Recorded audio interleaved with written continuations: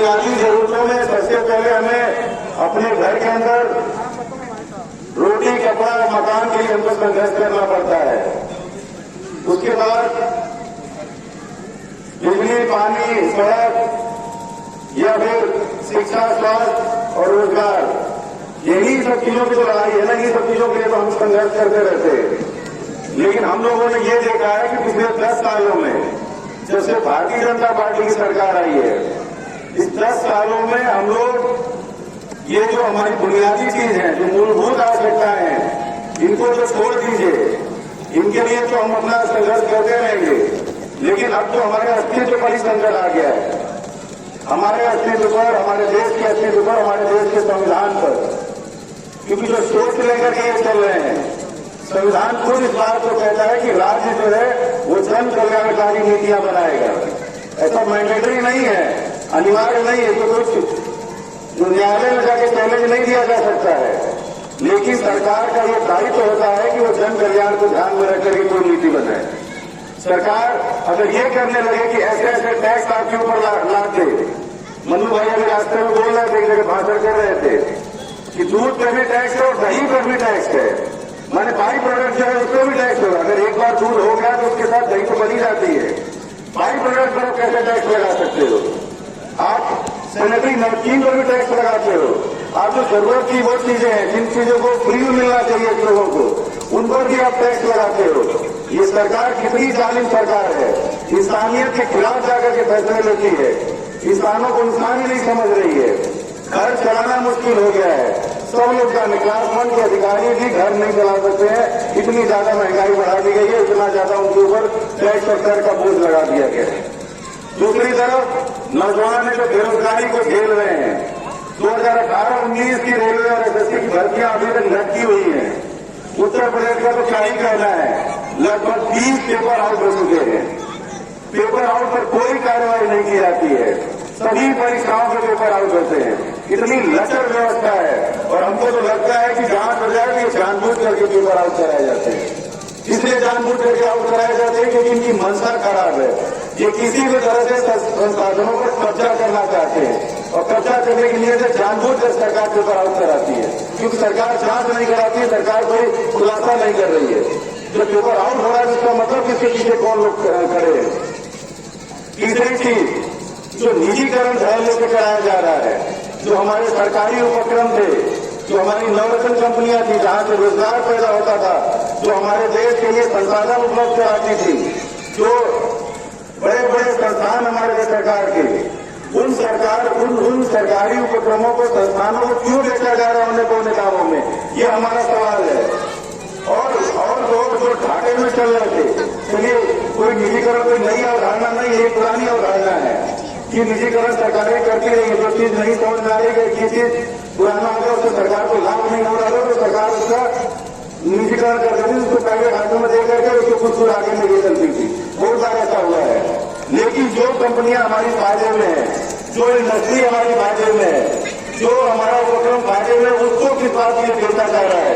जब इस पर आप सोचेंगे तो आप देखेंगे कि सरकार की नीयत खराब है, प्रधानमंत्री की नीयत खराब है। अपने दोस्त को, अपने पूंजीपति मित्रों को देश के संसाधनों को औने पौने दामों में दिए जा रहे हैं और उसका कहीं पर भी कोई चुनौती नहीं हो रही, कहीं कोई विरोध नहीं हो रहा है। चौथी चीज हम लोग ये देखते हैं कि निजीकरण, महंगाई, रोजगार, ये चीज तो महत्वपूर्ण है। संविधान को देख लीजिए, संविधान के साथ क्या हो रहा है। संविधान की जो मूल आत्मा है और जो उसकी प्रस्तावना है, जो आइडिया ऑफ इंडिया बनाया गया था, उसको लेकर के चलने की बात कही गई थी। लेकिन भारतीय जनता पार्टी के लोग बराबर इस बात को कहते मिलेंगे कि हम आने वाले समय में संविधान में संशोधन करके संत निर्देश शब्द हटा करके, सेकुलर शब्द हटा करके और समाजवादी शब्द को हटा करके देश का दूसरा धर्म विशेष का राज्य बना देने का काम करेंगे। ये बार बार वो कहते हैं, वो नैतिक रूप से भ्रष्ट है, वो पब्लिकली अभी नहीं कहेंगे इस चीज को, लेकिन अकेले में पूछेंगे तो साफ का बता देंगे कि उनकी क्या मंशा है। वो संघ के संविधान को मानते हैं, वो बड़ी शपथ लिए हुए हैं, वो नागपुर की शपथ भी लिए हैं और देश के संविधान की बात करते हैं। तो कहने का ये मतलब है कि जब सारी चीजों पर हम लोगों ने ये देखा कि कोई सवाल ही नहीं उठाया जा रहा है, इनके खिलाफ कोई पूछने वाला नहीं है, सारे सरकार सरकारी संस्थानों पर नियंत्रण कर लिया है, मीडिया पर इस तरह नियंत्रण कर लिया कड़ाई के साथ कि मीडिया स्वयं इनका प्रचार करती है। एक होता है चुप रहना, लेकिन चुप रहने से भी आगे बढ़ करके वो बेशर्मी से देश की मीडिया भारतीय जनता पार्टी का प्रचार और प्रोपेगेंडा करने का काम करती है। तब हम आपके बीच आए हैं कि अब कुछ बचा नहीं है। अगर ऐसे ही हम लोग चुप रहे तो 2 साल 3 साल में हो सकता है कि आने वाले समय में यहाँ पर चुनाव भी बंद करा दे, कब्जा कर ले देश के संविधान पर, इस देश के मूल ढांचे पर कब्जा करके देश को दूसरे किसी धर्म के विशेष राज्य में बनाने पर दूर करने का काम करेंगे। इसलिए हम लोग आपसे निवेदन करने आए हैं। मौजूद है कि कार्यक्रम की अध्यक्षता कर रहे हुए हमारे अध्यक्ष मंडल लोग यहाँ पे जिनकी अगुवाई में हम लोग आज दिन भर चले और 15 दिन से लगातार ये यात्रा जो चल रही है 9 अगस्त को क्रांति दिवस के दिन सरजू पांडे जी के पास से गाजीपुर से शुरू हुई, आज मोहम्मदाबाद में आई है। उसका नेतृत्व कर रहे बहुत मेहनती, जिसकी दूरगामी सोच और एक डेडिकेटेड इंसान भाई आदरणीय अखिलेश यादव जी, समाजवादी पार्टी के वरिष्ठ नेता, बीएसयू के छात्र नेता भाई विकास यादव जी मकान ये कुर्स कर रहे हैं, छापा मार रहे हैं। हमें इससे कोई फर्क नहीं पड़ता, क्योंकि हमारी असली पूंजी आप लोग हैं, यहाँ की महान जनता है, हमारी संपत्ति आप ही लोग हैं। 40 साल से वो संबंध चला आया है, हम लोगों का तीसरी पीढ़ी में संबंध चला आया है। हम आप लोगों को भरोसा दिलाना चाहेंगे कि जो आदरणीय राष्ट्रपति जी के नेतृत्व में पूरे प्रदेश में जहां जहां शुभरात्रि हो रही है, समाजवादी पार्टी के कार्यकर्ता पहुंच रहे हैं, जा रहे हैं, उनका दुख में उनका आंसू पोष रहे हैं। हम आप लोगों को भरोसा दिलाना चाहते हैं कि मोहम्मदाबाद में भी आधी रात को आप लोग याद करिएगा तो हम लोग जैसे हमेशा आपके साथ खड़े थे, आगे भी ऐसे आपके साथ खड़े रहेंगे। हम लोग मुद्दे नहीं देखेंगे, क्योंकि हम लोगों ने कभी किसी की जमीन ज्यादा नहीं हड़पी है, हम लोगों ने अपना ही बांटा है।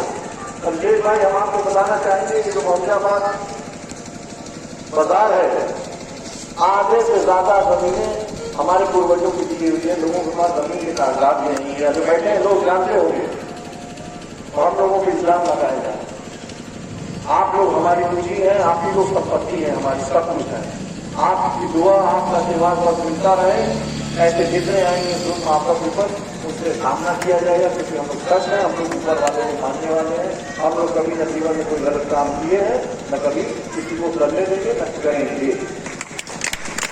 ये जो आज तक यात्रा चल रही है, आज आखिरी है, यहाँ ये लोग रुकेंगे। इसके बाद 18 अगस्त को शहीद दिवस मनाया जाता है।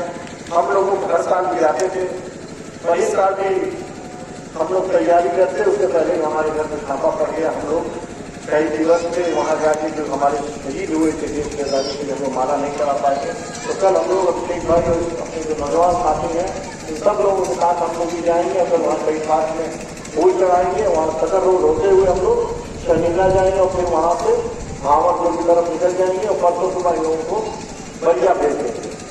आप लोगों से यही गुजारिश करेंगे, निवेदन करेंगे कि आप जो सब लोग यहाँ आए हुए हैं, जब भी आप लोग सुबह 10 बजे आइएगा, आप लोग सब लोग साथ चलेंगे तो एक अच्छा लगेगा। इन लोगों का भी हौसला बढ़ेगा कि नहीं, ये लोग रात में भी हमारे साथ थे और सुबह में भी हमारे साथ हैं। तो आप लोगों से यही गुजारिश करते हुए अजान हो रही है, अपनी बात को खत्म करेंगे कि कल सुबह फिर से हमें 10 बजे ही कल्याणपुर इकट्ठा होंगे, ये यहाँ से हम लोग बात करेंगे। आप सब लोगों का शुक्रिया करना चाहेंगे, आप सब लोगों का धन्यवाद देना चाहेंगे, आप लोगों का धन्यवाद शुक्रिया करना चाहेंगे कि खराब मौसम में भी आए आप लोग हमारी बात सुने, हमारे नौजवान साथियों की आप लोगों ने बात सुना। आप सब लोगों का शुक्रिया, बहुत बहुत धन्यवाद। जय हिंद, जय समाज। सम्मानित ग्राम सभा कल्याणपुर की धरती पर जो पद यात्रा हमारे गार्जियन, जो हमारे अभिभावक, जो इस तपती हुई धूप में पद यात्रा लेकर हमारे बड़े भाई अभिषेक यादव ने जो हम लोगों के लिए, किसानों के लिए, हक के लिए लड़ाई लड़ने के लिए चले हैं। हमें इंस्ट्रक्शन बताया जाता नहीं, हम बताओ ढेर पहला कि वो तरह से पहले बहुत लोग यही न लोग आगे से तुम बतियाएगा कि एक न जी ई कमाल लोग मुसलमान रहे, एक नीचा हिंदुए हिंदू हिंदू के नाम उठावा दे देते रहे। तो याद रखिए कि जब जब अधिकार की बात आएगी आपको जातियों के हिसाब से देखा जाएगा, और जब तुम्हारा से लाभ ले के हो तो लोग हिंदू बने। इसी विधानसभा के चुनाव में मल्लू भाई शेरपुर में 4 लोग सोटा लेके खड़ा हो गई राजा, वही समाज में वोट डाले जाते लोग रहे 4 सोटा मरनो समय जाना जाकर लोग भीतर हिंदू का गए। वो हिंदू लोग ना रहे वो लोग हिंदू ना रहे, वो लोग हिंदू ना रहे। तो बताओ यही ना करेला में हो घरवा से निकल तो बुखाओ पर जाए 30-40 साल लग गए लोग हिंदू रहे। ये समझने की बात है। जब जब आप अपने अधिकार के लिए अपने संघर्षों की बदौलत आप आगे बढ़ोगे, वो राह में रोड़ा बनेंगे, वो आपके राह में रोड़ा बनेंगे। और जब उनके मतलब की बात आएगी, आपको धार्मिक भावनाओं से, जातीय भावनाओं में उन्माद पैदा करके, राष्ट्रीय भावनाओं के आधार पर तमाम चीजों में बदला करके आपको अपने साथ लाएंगे। आज वही मतलब निकलते वही लात मार दी हमको। आखिरी बात कहता नहीं, यही देश में उत्तर प्रदेश में सब हिंदू का नाम पर वोट दे कि ना दे चले रहे 2017 में रौरो सब दे देने मालूम 1.5 लाख पहुंच गई रहे। 2017 में समाजवादी पार्टी 45 को करा गई रहे। लेकिन ठीक वही सरकार में 70,000 69,000 प्राइमरी कर्मचारियों को नौकरी आई। चुनावों में सब हिंदू बन के वोटते हैं और 69,000 प्राइमरी को नौकरी आई ले भैया, वही में 22,000 पिछड़ा दलित लोग को नौकरी गायब होते। तो वोटवा तो पहला हिंदू बन के आज संवैधानिक अधिकारवा आप मांगे लगल तो जात में विभाजित हो गई। तब वही घर चनार मियाँ नला कोई के साथ लोहार कुहार हो गई। और वोटवा एक बेर का हिंदू आज जब अधिकार देवे को बारी आई तो तोहरा के कटा हो गई, जात हो गई। हम इसी अलग के लिए ये समाजवादी पदयात्रा निकाल रहे हैं कि अलर्ट होइए आप लोग, जगिए, आपके साथ धोखा होना तय है। रोज के समर्थन मौर्या वाला मुड़ी में कमाला निकाल के दिखे तो की दादा हो जाता कि कहाँ फंसा जाना उसको। पिछड़ा प्रदेश अध्यक्ष बने के वोट ले लिया सब जोगी जी के घर में माला डाल दिया तो मंत्रियों बना तो कल ही लगातार ट्वीट करता न कि सरकार से जी संगठन में भागा भागा करा ऐसे भागा तो कोनो अधिकारी नहीं नाम को मंत्री का एगो हमनी और बा कि हम विपरीत समयों में केशव प्रसाद मौर्य के हमनी को भेज देंगे विधान परिषद न भेज जाओ स्वामी प्रसाद मौर्य जी, स्वामी प्रसाद मौर्य जी, ये अंतर है। हम लोग कभी जातियों की बात नहीं करते हैं। आपको ये बताना चाहता हूं मैं बस आखिरी बात कि आप जगिए। जब जब आप अधिकार की बात करेंगे आपको जातियों में विभाजित कर दिया जाएगा, और जब जब वो लोग स्वार्थ को बात आई तो हिंदू को खतरा में हो जाएगा। बस इस अपील के साथ कि कल सवेरे यात्रा निकली एके से उठी पानी का बाजार हो पाने का भावत को पैदल जाएंगे। तो जहां तक हमारा आवाज जाती है आज उपस्थित बहु हो आप सबसे अनुरोध बा गिरौला सब भेजे उसका मैरिज प्लान में हमने का कहल जाए आई सब है हमने का संगे दूसू फाइल चल के हमने का हौसला बढ़ाई सब है।